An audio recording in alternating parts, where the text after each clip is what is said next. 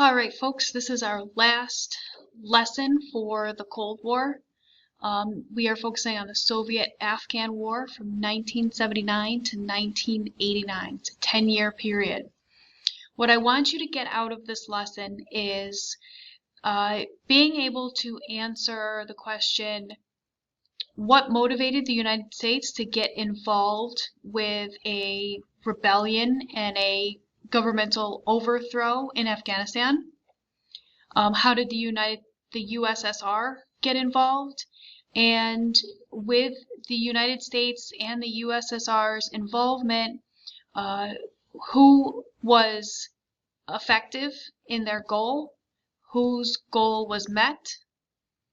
And in addition, how did this conflict impact the USSR, the United States, and Afghanistan?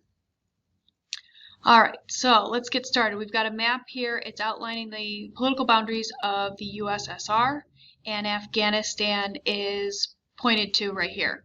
To give you a little bit more of a relative location, this is India, this is China. All right, so Afghanistan is in Asia. This is a picture of Mujahideen, a captain in the Afghan army. And down here, this is a picture of Soviet troops on the move in Afghanistan in the mid-1980s. So why did this conflict begin? In April 1978, Afghanistan's government was overthrown by military officers who supported communism. The new government forged close relationships with the Soviet Union, but was greatly disliked by the devout Muslim and largely anti-communist population. Rebellions rose against the new communist government. The insurgents or rebels were known as the Mujahideen. There was internal fighting and coups that threatened the stability of the new communist government.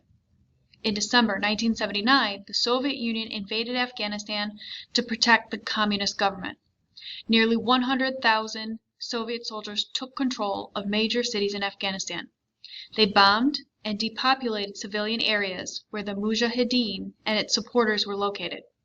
The Soviet strategies to subdue the Mujahideen led to mass migrations into neighboring countries. Millions of Afghan people fled to Pakistan and Iran. Answer this question in the Ed puzzle. Describe the conflict in Afghanistan that led to the Soviet Union's involvement. Motivated by a policy of containment, the United States and its European allies supported the Mujahideen against the Soviets. The United States provided aid to the Afghan people and provided weapons, military training, and funding to the Mujahideen. The Mujahideen were able to fight back against the Soviet forces using shoulder-fired anti-aircraft missiles supplied by the United States. Answer this question in the Ed puzzle. How did the U.S. support the Mujahideen? The toll in Soviet casualties, economic resources, and loss of political support of Soviet leaders at home forced the Soviet Union to consider an exit strategy. By 1988, the Soviet Union signed an accord with the United States, Pakistan, and Afghanistan, and agreed to withdraw its troops. By February 15, 1989, Afghanistan returned to non-aligned status. How did the Soviet-Afghan War impact the Soviet Union, U.S., and Afghanistan? Answer that question in the Ed puzzle. Also, shoot me an email or a Google Classroom private message with the answer to this extra credit question. So your response for extra credit. Who is one person, dead or alive, that you would like to speak to if you could? So this could be a sports star, dead or alive. This could be a historical figure, dead or alive, a celebrity. Shoot that name to me for extra credit. Thank you.